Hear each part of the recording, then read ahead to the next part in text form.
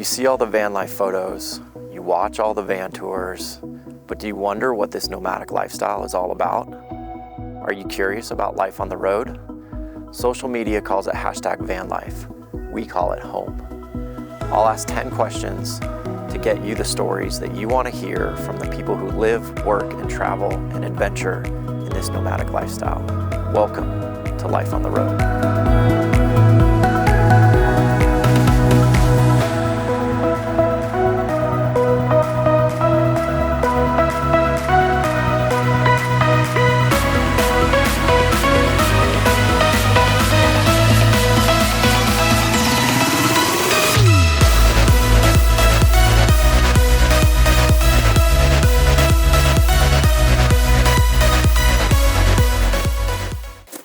Welcome to another episode of Life on the Road, where I ask 10 questions to get you the stories that you want to hear about her experience on the road. Welcome, Brittany. Hi, thanks, Hi. Chad. Thank you for doing this. As we always start, please tell us your name, tell us a little bit about your job, and shamelessly promote yourself. Cool. Yeah, my name is Brittany, but most importantly, my dog's name is Polly. It's a little bit cold out here today. It is freezing once again. We are filming in ridiculously cold environments. Yes. I can't believe we haven't headed south yet. I know. What are we doing? Yeah, well, you're going to head south. I'm going to stay north and ski, but Yeah, I get it. Soon enough. Soon enough. But yeah, my name's Brittany, and I work in the psychedelic space full time. So I do microdosing education and research, which always tends to be a fun topic amongst the van community. For sure. And I also teach the Wim Hof method, so breathwork and cold exposure. Nice. So despite that, We are in cold exposure right now. Yeah. Not a part of the Wim Hof method, no. But I shouldn't hate this as much as I am right now. No, but I know. admittedly, I do. I don't disagree with you, and completely thank you for doing this in this crazy cold day that we're in Santa Fe. Where can everybody find you? Yeah, so the easiest place is on Instagram. My Instagram handle is Breathwork Caravan. Technically I have a website in the works, but it's been in the works for about 6 months, so Fair Instagram. Fair enough. I'm building one right now as well, so Yeah. yes, I understand that process. Okay, it's time to learn about your life on the road. Awesome. Question 1, what was the beginning moment, cause, or inspiration for living your life on the road? Yeah, so the short, long story. We're good with long stories. Long stories are okay. 3 to 4 hours. Yeah, we'll see. To be determined. Yeah, so my journey as a nomad actually started about 10 years ago. Okay. I was burnt out, overworked, depressed, living an overly urban lifestyle in Chicago. Okay.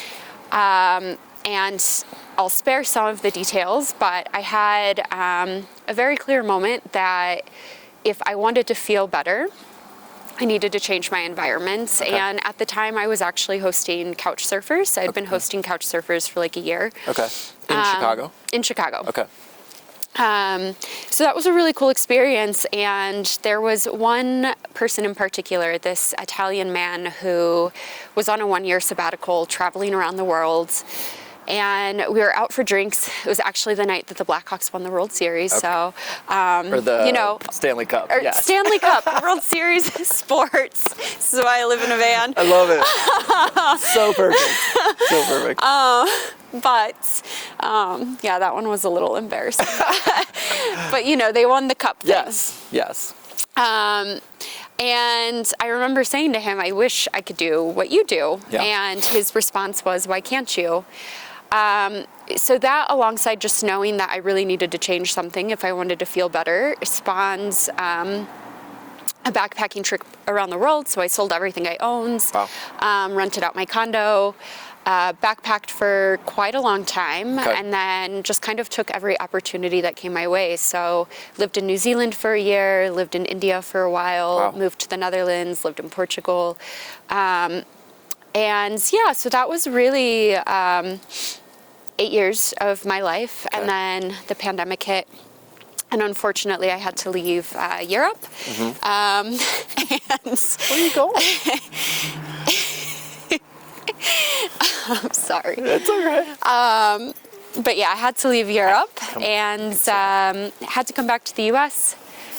Had a lot of anxiety figuring out where in the U.S. I wanted to come back to. Right. Most of my roots are in Indiana and Chicago. Did not want to go back to those places. Sure. So decided to live everywhere. Okay. And that was a little over a year ago. Okay. Yeah. So when you came back, though, was it something that you purposefully thought, okay, I want to live in a van and I want to travel? Or it was like, I still want to travel, I just don't know what the means are just yet? Or did you have van life as a direct, like, that's what I want to do? Yeah, it was more, this is what I want to do. Okay. It provided a solution to my problem, which was I didn't know where in Right. the U.S. I wanted to live. And admittedly, I've done a significant amount of travel around the world. So little travel in my own home country. Yeah. So, you know, at one point I definitely, you know, struggled with the thought of feeling forced to come back. And instead, I eventually flipped it to, I get to explore all of the wonderful things in the U.S. that I've not yet had the opportunity to explore. Sure. So van life's really given that opportunity to me, as well as solving the problem of not knowing where I want to live. It makes perfect sense. So when did you start? Like, what was the year you started? I started, it's 2022, so I started 2021. Okay. Literally just about a year ago. Okay, so been on the road for about a year, full time. So in your van? My van is Donna Louise. Donna Louise. Love She's a 1994 Ford Econline. Love it. We fight a lot. We'll get into that for sure. So, okay, question number 2. What has been your experience with other nomadic travelers while living your life on the road? Yeah, I mean, the nomadic community is a wonderful one. And I brought in this to, you know, backpacking as well, not just my time on the road in the van. Yeah, you've obviously spent a lot of time, maybe more so traveling by backpack versus obviously definitely. by road. So. Yeah. And yeah, the nomadic community is so great because there's a lot of quick, deep connections that oftentimes happen. Yeah. It is not uncommon to meet people that it's very likely that you'll meet them then and maybe, probably, never, ever again. Yeah. I oftentimes think with the nomadic community as well, a lot of us are, for lack of a better term, misfits Very much that so. haven't really fit in with a normal lifestyle. Yeah. And so almost always there tends to be an immediate connection with other nomads. And conversations tend to be far less surface level right out of the gate. I can have a conversation with a fellow nomad and really get to know who they are. And by the end of the conversation, not know where they're from, what they do for a living, all of these things that we tend to associate someone's identity with. Yeah. And with the nomad community, those things just matter so much more less. It's more just like, you know, you're this cool human in front of me, and like, let's dig a little right out of the gate. Yeah, like, you know, no time to waste. I may not see you again, or you know, if I do, it may be months again from now. Yeah. So definitely one of my favorite things about the community. Well, and it seems like, you know, we share so many experiences of just our daily life, like you were referring to, the things that like people always want to, like the surface level stuff, like that we know we share. And so you always just skip right past that and get into kind of some of the more kind of deeper things, trying to get to know people quicker and faster, which, do you feel that this is a community? Oh, talk about the 100%, community a little bit. yeah. It's a community where at one point or another, many of us have had our frustrations, our struggles, our hiccups, our fuck ups, I can say fuck on here, yeah, okay. 100%. We're swearing friendly on the show. All right, cool. But And through that, at one point or another, members of the community have always and will always step up to jump in, support. Yeah. And for me, that's really what defines the community. Yeah. I think in a lot of our culture, those elements of if you have more than something, share it. If someone needs you, you support them. Yeah. Those things tend to be lost in this sort of individualized, privatized, I don't want to share my struggles with anyone. I don't want to seem like I've had any failures, so I hide them from people. Yeah. And in this community, oftentimes you can't hide. I mean, as much as some of us try to, you know, 2 weeks at a time in the middle of nowhere. But Yeah. and I think that's really it. Everyone is just willing to look out for each other, support each other, to share what you have more of, and also be willing to receive when you need to receive, which I think is the flip side as well. Yeah, no, I think that you hit it, you said it perfectly, in a sense that, you know, it's been maybe the biggest surprise for myself has been the willingness to help others, you know, no matter what. Like, you know, if you, and everybody in the van community is going to find themselves at some point in need of help. Yeah. I mean, it's just kind of, it's what happens when you live a life on the road. Like, you're going to need help. And, you know, to be able to reach out to friends or even strangers and find help is really, I think you hit it perfectly. Okay, question 3. What is your biggest failure and what has been your biggest triumph while living your life on the road? I'll start with the triumph, actually. And I wouldn't say there's a singular one per se, but my van is a self-conversion, and prior to doing my self-conversion, you know, I'd used a hammer and a drill. I've changed out a few light fixtures, but I'd never done any massive building or big projects of that sort. So I would say the build itself is a huge triumph, first of all. But also just the amount of problem solving. Stuff breaks all of the time, without fail. Whether you have a self-build or a professional build, stuff will break. It's just part of the gig. And I can confidently say that everything that's broken, I've been able to somehow figure it out myself. That's which amazing. is, you know, in any other scenario, like if I was living in an apartment, I would have called a handyman for half the stuff that's been broken in my van. But when you're in the middle of the nowhere, you know, on the road, you don't have an address. It's not like you can just ping a handyman to, like, you know, come 15 to 15 miles out in BLM land. Come find me. I'm next to this one pile of aspens. Exactly. So, you know, just actually being able to figure out everything myself and not resorting to convenience when stuff happens. Not that that's a bad thing, but oftentimes you can't resort to convenience on the road. So super satisfying, I imagine. Yeah, I would say that's the biggest triumph. The biggest failure.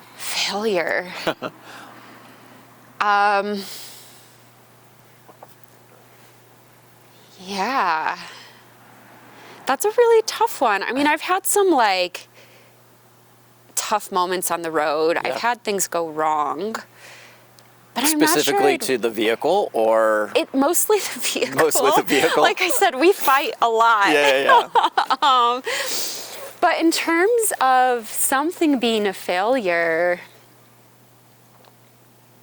I don't know. I think that's just part of it. And there's nothing that comes to mind that I'm like, whoa, I'm so embarrassed or shamed. That was shitty.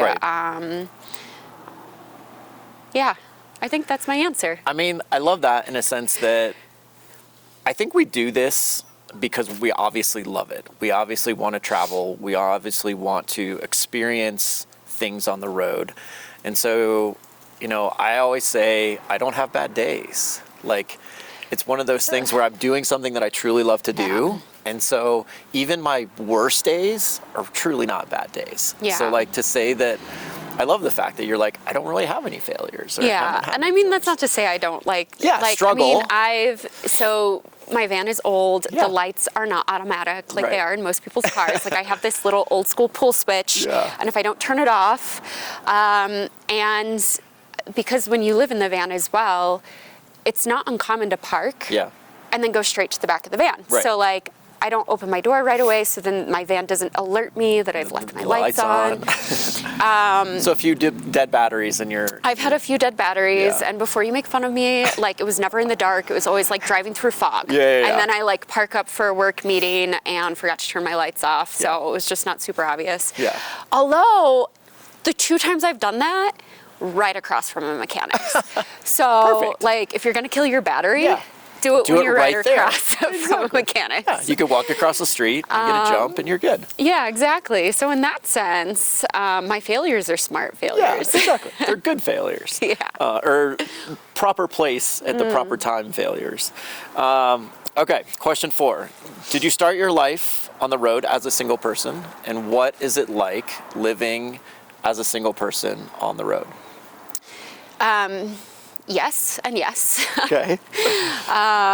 Yes, I did start out single. I'm still single. Love it. You know, for me, I think not that big of a challenge. I've backpacked around the world by myself. So to be honest, living in a van actually has way more conveniences, and living in a van in my own country where I speak the same language as everyone and I know how things work, falling into it was pretty easy for me. You know, there are times, especially on long driving days, I'm still working on teaching Polly how to drive. We're not there yet. Cannot wait for that day. I know. I think she's not thrilled. She's like, 2 more years till I get my license, Mom.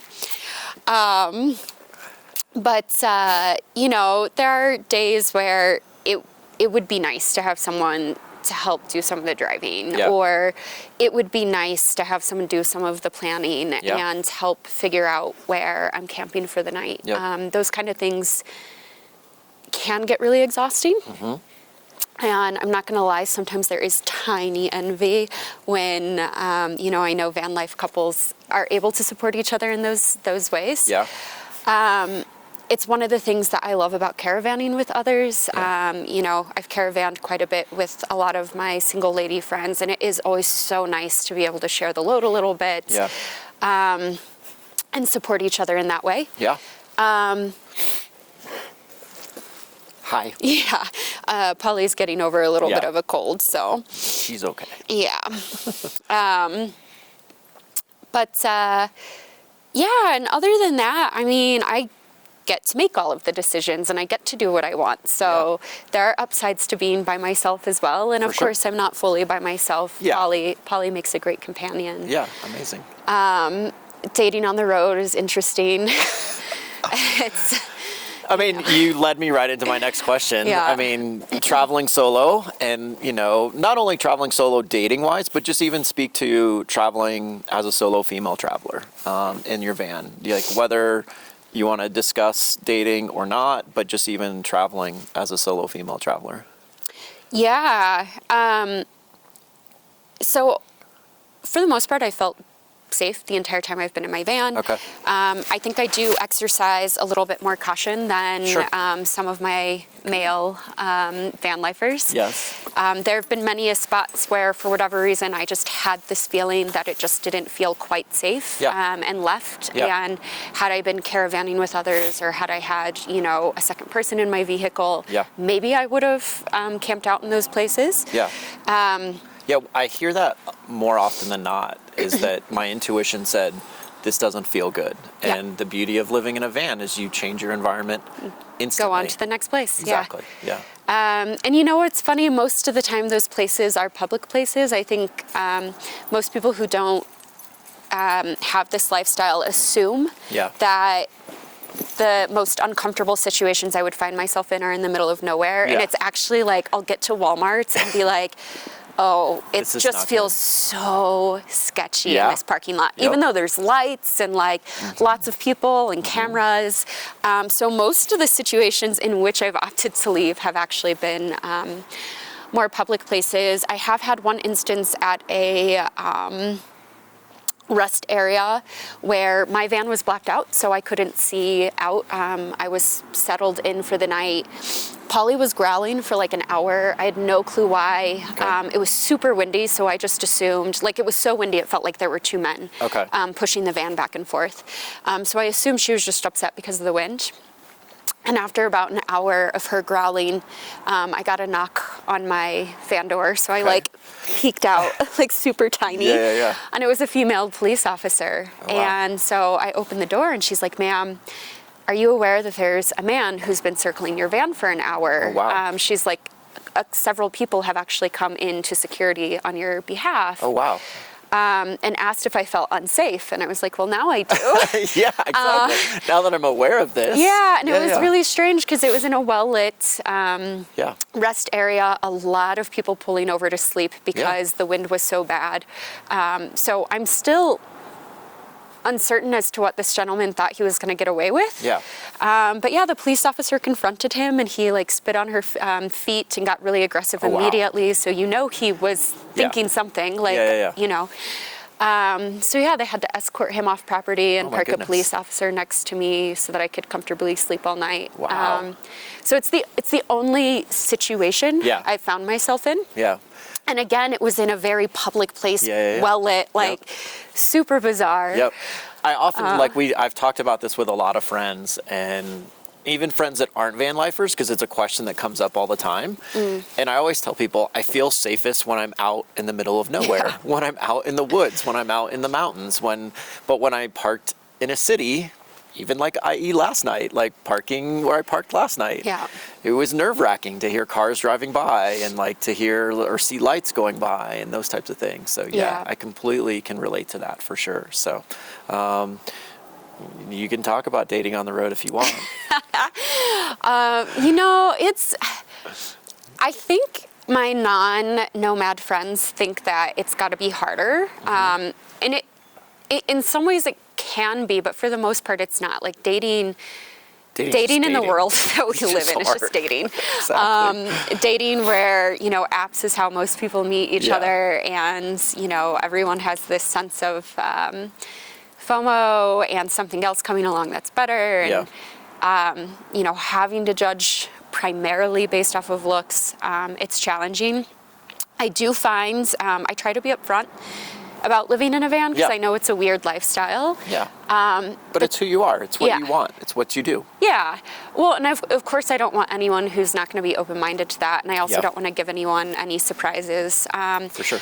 But what I struggle with about being upfront about that on my dating profiles is like the number of men that will message me simply because they're like, oh, I've been thinking about doing that. Can you give me some advice? What kind of van should I get? And I'm like, dude, like, did all this research myself. Exactly. You can as well. Yeah, exactly. It's a little thing called Google. YouTube, go watch a show. Go Otherwise, watch a van tour. here's my booking link. You can pay me $100 for a consultation fee. Amazing. So that's frustrating. And then also there is another segment of men who I think are also like, oh, cool, she lives in a van, like she's an easy one-night hookup.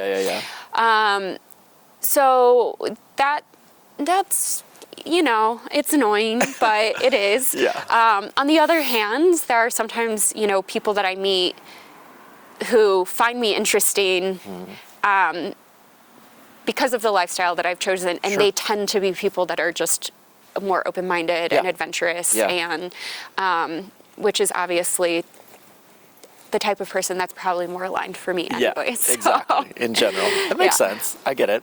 Well, leads a perfect lead into question number 5. What is the best place or craziest place you've had sex during your life on the road? Funnily enough, I love that. it is in my van. And I say this because I barely fit in my van. I have one of the smaller rigs on the road. Yes. Height-wise, specifically, yes. Yeah, and granted, there are people who live in low tops Yeah. that are the same size, and God bless them, because I could never. Yeah. I can just stand up in my van. I'm 5'2". Yeah. Polly and I barely fit in there together. Yeah. And in fact, one of the commands that she knows is beep beep, and it means she has to back up because there's no room for her to like turn around. And that was born out of living in the van. So if I say beep beep, she just starts walking backwards. That's awesome. So there's not a whole lot of space for movement around here. Yes.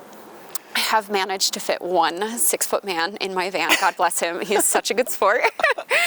That's impressive. I'm not sure if I should tell the rest of the story, but I'm going to. You can. So, it is, I know that it's possible. Yes. You have to get creative. Yes. But creative can sometimes mean Be fun. But also, it's so small. Again, Polly and I barely fit, and Polly's used to sleeping in bed with me. Also, her nickname, despite how she looks right now, is Party Polly. Yes. Because she likes to be part of the action. Yes. So I'm pretty sure, not pretty sure she did. She managed to get to his balls before I could. So, again, he was a super good sport about it. It made for lots of giggles and so. That's amazing. Yeah, my van. Your van. It's the perfect, craziest place. I absolutely love it. Yeah. And yeah, your van is, let's call it height challenged for sure. I mean, I've sat in your van and it's been like, I'm super afraid of potentially hitting my head, but yeah, I imagine. I mean, I can stand up in my van and I still hit my head like twice a day. It's amazing. Okay, question 6. How do you make money while living on the road? Oh, it's just a friend. She, so guard dog, don't fuck with me in the van. She'll get you. Exactly. It's okay, babe. So I'm really fortunate.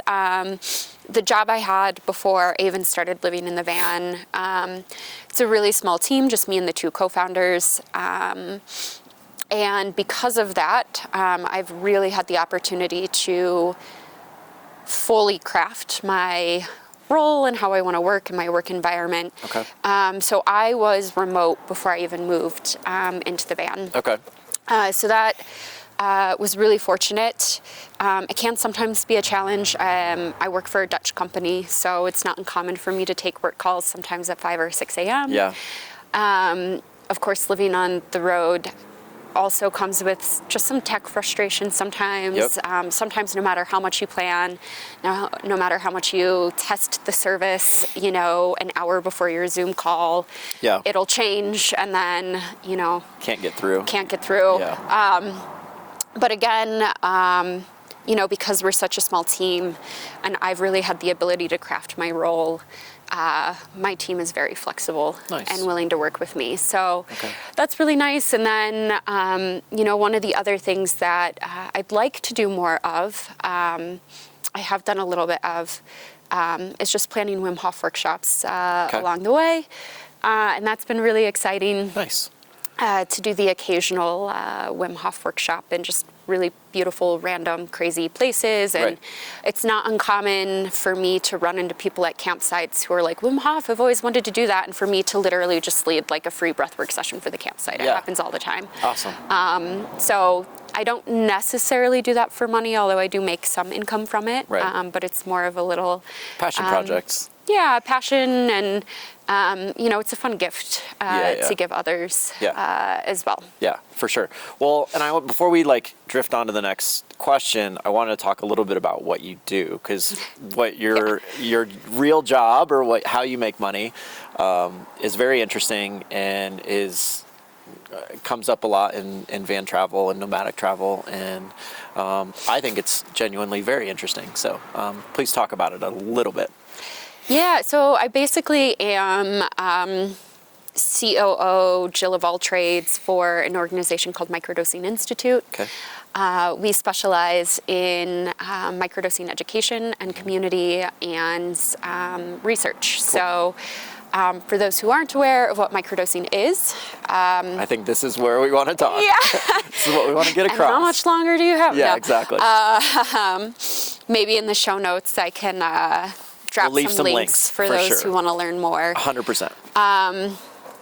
Yeah, microdosing is the practice of taking tiny sub-hallucinogenic amounts of psychedelic substances on a semi-regular basis with the intention of improved quality of life. And that means many different things to many different people. Sure. And yeah, I think one of the other big questions I get is like, oh, microdosing shrooms. Yes, but also microdosing LSD and copyvine and wachuma, lots of different beautiful substances and Sure. plant medicines that we educate on and work with.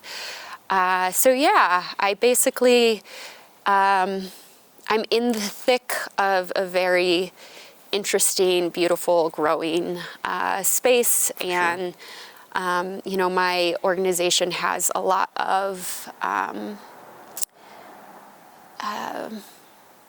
influence on where the space is going. Okay. And that's been really cool to see. Yeah. And be a part of it in that way as well. For sure.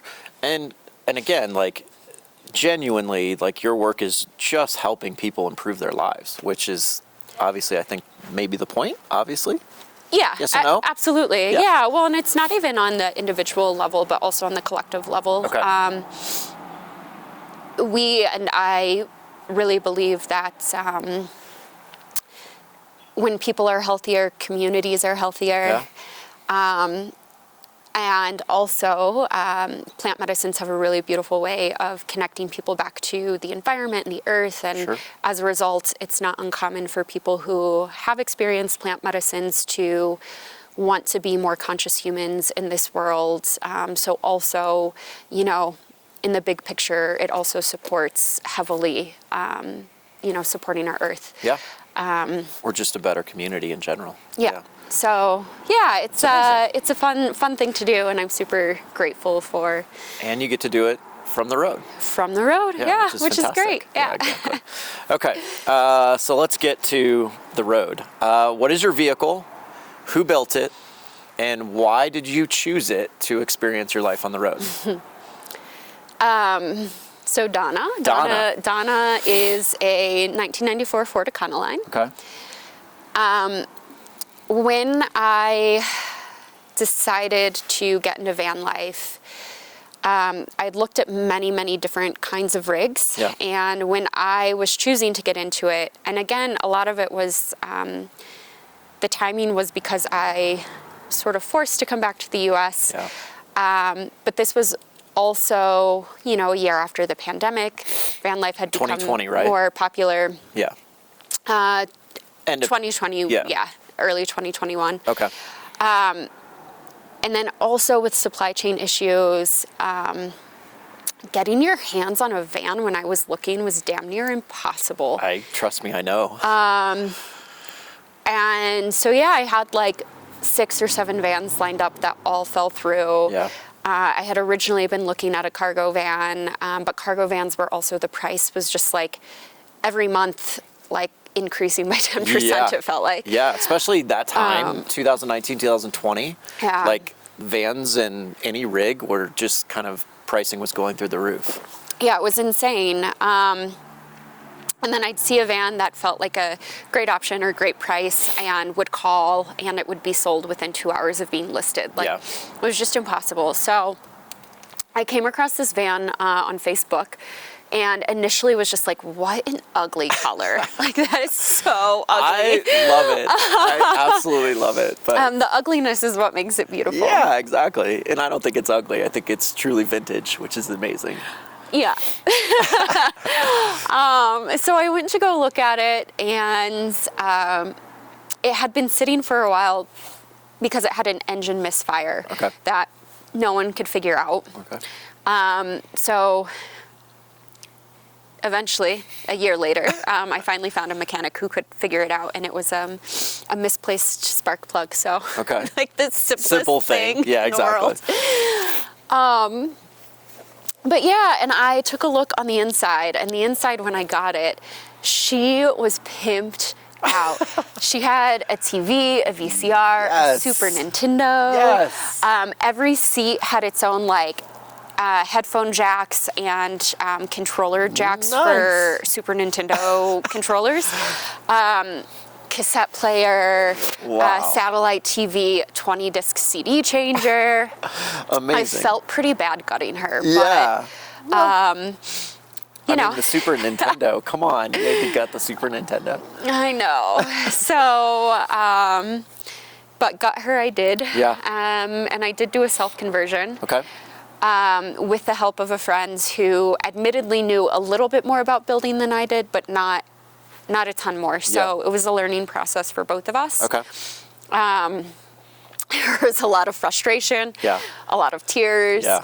a lot of really high highs, like, oh my God, did I just figure that out? Like, Yeah. I remember when all of the electricity was like finally hooked up and like all of the solar, and I turned the light on the first time. I was like, And it holy worked. fuck, like, It worked. yeah. And same thing, like when I figured out the plumbing and had like running water, I was like, did I just like I can do plumbing? It's awesome. I built cabinetry. Yeah. It's self-built. It's Yeah. built with love. Yeah, of but course. like I built cabinetry. Yeah. So yeah, it was a cool process. I'm really proud of it. How long did the process take? 5 months. 5 months, And okay. admittedly, the build process was more like 6 weeks. Okay. Gutting the van and then preparing it was the hardest part. Okay. A lot of the seats, a lot of the bolts were rusted, and Okay. even with like an angle grinder, because of the angles, like you couldn't even use an angle grinder half the Right. time. So like gutting the van took way more time than I realized. Okay. And then of course there were some, rust holes on the floor Yeah. that needed to be prepared and covered and Right. things like that. Right. I mean, these are things that I feel like people should know about. When you get an old vehicle, this part of the process is probably going to be the hardest part, is like getting it prepared. Gutting it. Things that you don't know, you can't see, Yeah. you can't prepare for. Like, that makes perfect sense. Yeah, gutting it was honestly the worst part of the entire process. Gotcha.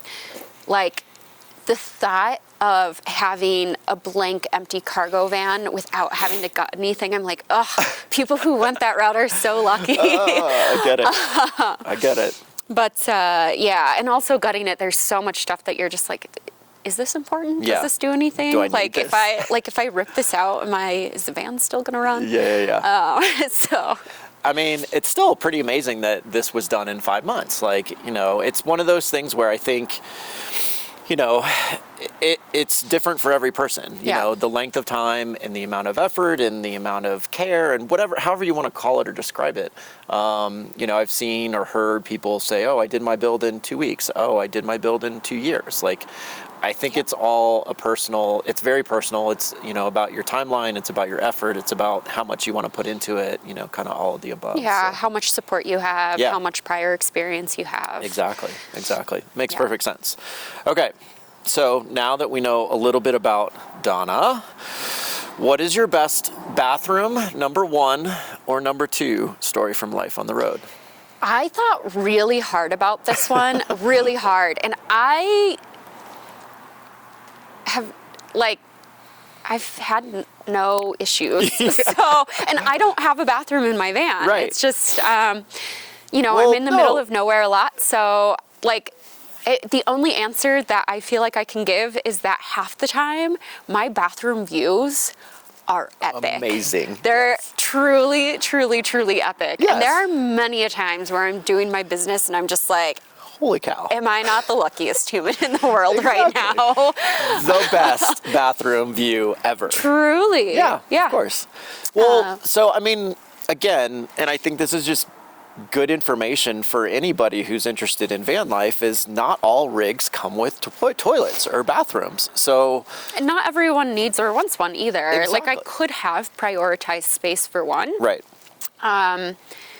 but it wasn't the best priority for me. Yeah. And in full disclosure, I am getting a new rig. Yes. I'm upgrading. I was gonna talk about that. Yes. Which is amazing. Yes, as much as I So have excited loved for you. Donna, Yes. I am upgrading to a professional build. Yes. a Promaster on a 159 wheelbase, so I'll have about twice the interior space and just a lot more convenience. And my new rig will have a toilet. I probably will be doing a composting toilet. Okay. But to be honest, I haven't really needed it too much or missed it too much. Right. When I'm in cities, it's very easy. Like every time I fill up my tank, I know I go to the bathroom in the gas station. Yeah. If I go to the grocery store, I go to the bathroom before I pick up my groceries. Yep. You just get used to that. And then again, when you're in the middle of nowhere, like, it's Mother Nature. It's Mother Nature. Yeah. It's fantastic. So, well, and again, I think it's a misconception or, a perception that people just don't understand or realize. It's, you get asked that all the time. Well, how do you go to the bathroom? Well, you go to the bathroom. You find places to go to the bathroom. It's not anything that's out of the ordinary. Yeah. No. So. And I do have a emergency pee jug. I don't use it crazy often, but I have used it. Yeah.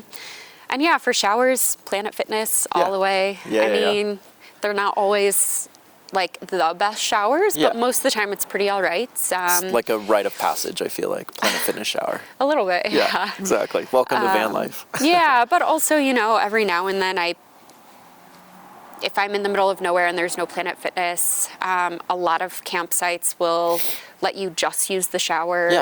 Yeah. Like aquatic centers all have showers, and usually a day pass is like $5 to $7. Yeah, so like even rec centers or things like that. Even finding showers, like super spoiled as well. I have friends in most cities, and when I come through, usually the first question is, do you want a shower? And I'm like, I do. Yeah, exactly. Even better if you have a bathtub. Yes. It's like the one thing I do actually miss. Having a bathtub. It's amazing.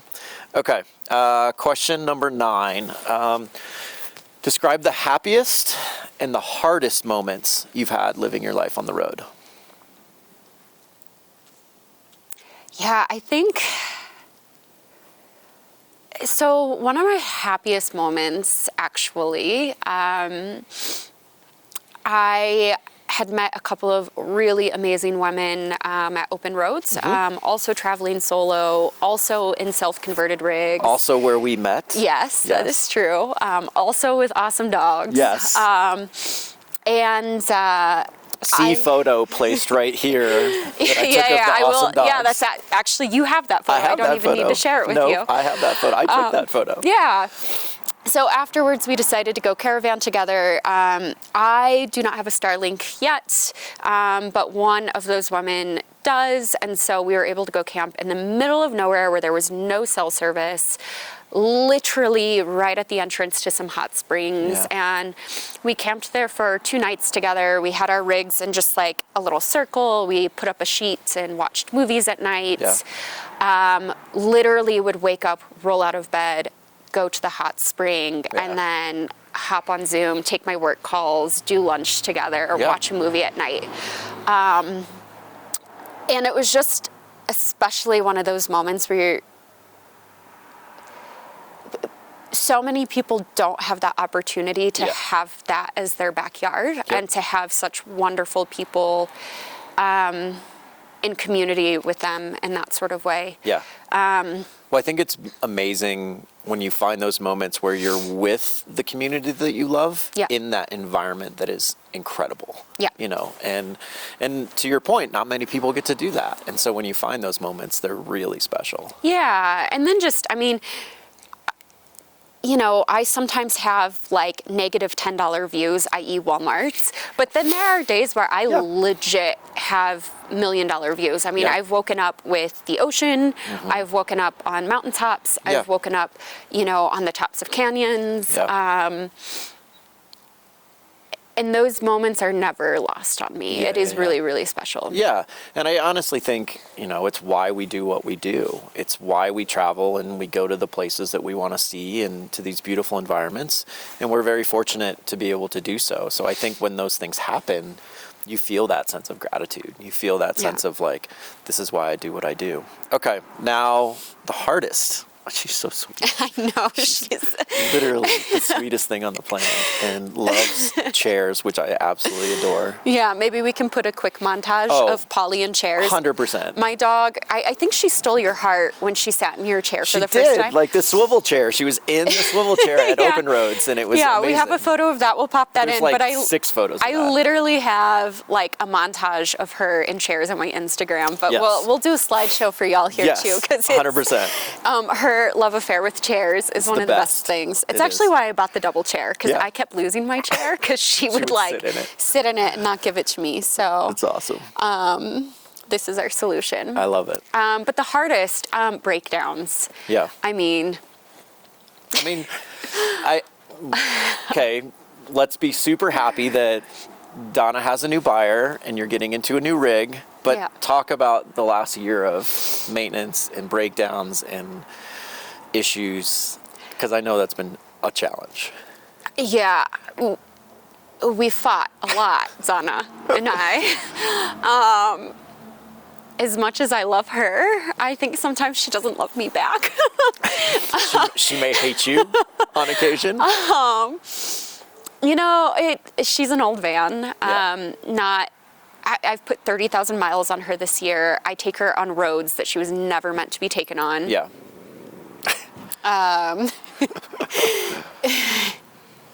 Polly's on it. Yeah. Love it. So admittedly, I don't treat her in the way that she should be treated. It's fair. I would say that's a pretty common thing with, van life travel. Yeah. But also she's just a really, really, really old rig, and stuff happens, stuff breaks. Every month we're at a different mechanics. Another thing about Donna that has been a challenge is she's a 94, and a lot of places will not work on cars older than 96. Yep. Because 96, they put in newer computers. Gotcha. So they can just plug in and diagnose. Yeah. While she does have a computer, it's like first generation. You can't plug in and diagnose, and a lot of mechanics just don't want to spend the time. Interesting. Good. So for those of you looking for an older van, good information. Pre-96, most mechanics will just laugh in your face and tell you to go home. Yeah. And I've had to learn a lot about mechanics myself as well, which again is not a bad thing, but it takes time. It takes effort.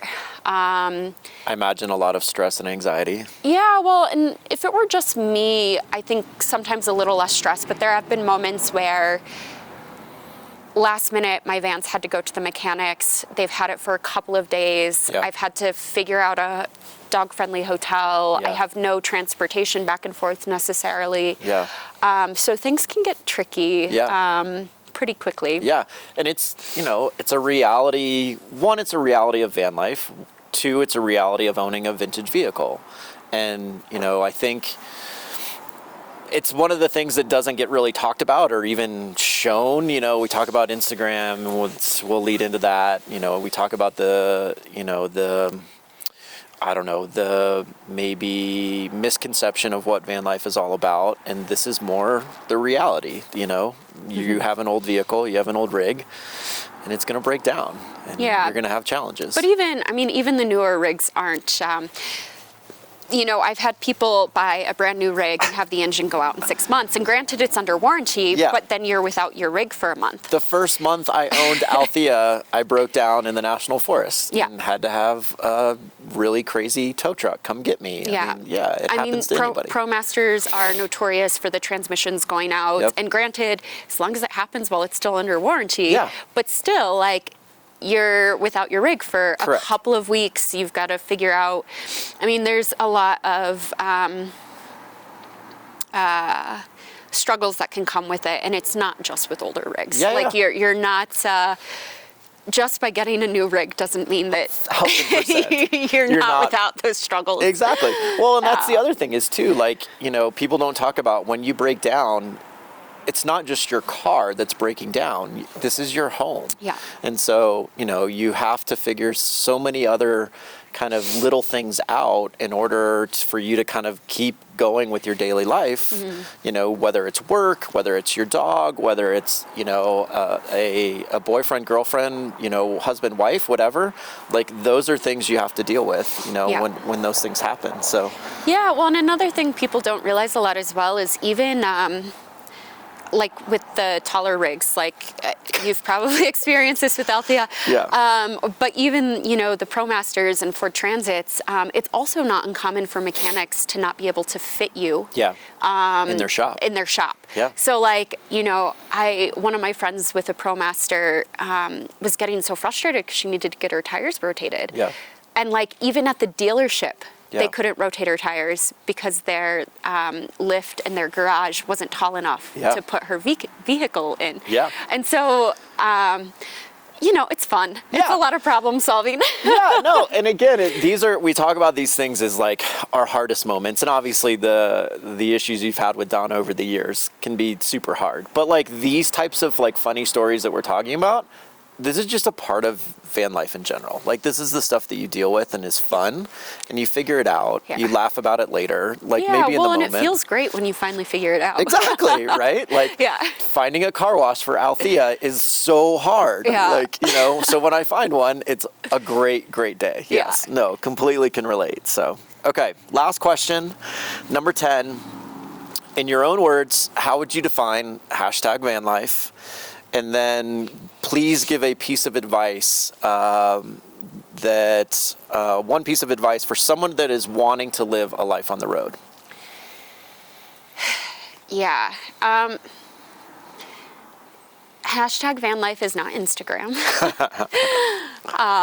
Yes. No, I would say it's simplicity, it's creativity, it's community, it's space. Yeah. There are a lot of things, and it's so hard to define beyond that because it's different for everyone, and everyone gets a different experience out of it. But I think those things are things that everyone gets out of their experience. Yes, I would agree with that. And if I had a piece of advice, keep things simple. I think a lot of people, especially with all of the YouTube and some of the crazy builds, and there are some really beautiful builds and some crazy things that people do. Yeah. But in reality, most people don't need absolutely everything that they see in every single tutorial. Yes. And it's actually easier, I think, to keep your rig simple to start. Yeah. And add as you realize that you miss. Yeah. Rather than get rid of or stress trying to make your rig perfect right out of the gate. Yeah.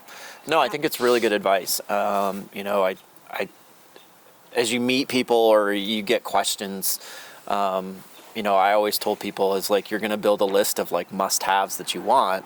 Keep that list relatively small and then slowly add into the things that you want.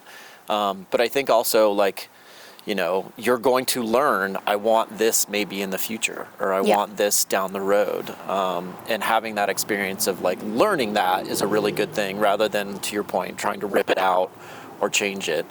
Oh, I don't need this. Yeah, or feeling like, you need to spend twice the amount on your rig right out of the gate because some tutorial has said, here are my 10 van life must-haves. Yeah.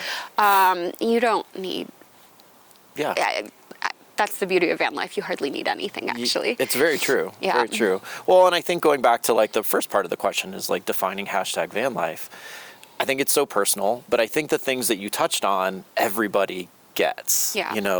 The idea of space, the idea of freedom, the idea, of community, which was maybe my biggest surprise with van life. And this is honestly, genuinely why I've created this show, is because I had no concept of what the community was all about, like what it actually was like to live on the road. And so, yeah, I think that idea of community has been truly, truly a blessing and really amazing. Yeah, no, and it is lovely. It's funny because a fairly common question is like, do you get lonely? Yeah, yeah. And I'm like, dude, I have to make effort to spend time on my own. Like, I don't get enough space, actually, enough. Yeah. You're with so many friends and people just in general all the time that, yeah, finding like 4 days of just time to work or time to, you know, be by yourself is a challenge sometimes, for sure. Yeah. And again, it's a blessing, you know. Oh, absolutely. That we get to be a part of a community like this and spend time with friends so much and so often. Or sometimes you don't see friends for months on end, but then when you get to reconnect with them, it's pretty an amazing thing. So. Yeah, no, I think van life gatherings have become just like family reunions at this point, which is so nice. Yeah, it is really fun. I will say that. Yeah. It's kind of maybe one of my favorite parts of traveling on the road has been these meetups and these community events where, yeah, you get to see, or you don't see somebody for months on end, but then you meet up at an event and you get to hang out for 3 or 4 days, and it's really, really a fun thing. So, yeah. Yeah. Well, thank you so much for doing this. I really, really appreciate it. I know we're freezing. God, we're freezing. We've been drinking coffee all morning. It is really cold out. So we are going to go warm up in Althea. And yeah, thank you for watching. And we'll see you on the next episode. So thank you. My phone was blowing up. It's totally okay.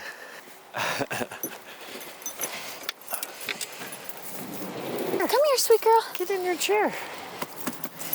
Yeah, good girl. Come on. Good girl. Can you sit? Oh. Polly, come here. Well, you can't sit in that chair. Come You have to come over here. Sit We'll in your definitely chair. have some Polly bloopers. Girl, there we go. There you go. There we go. I love that she loves to sit in chairs. Okay. Oh my goodness. Yeah. Are you okay? We'll have some Polly bloopers for sure. Are you okay?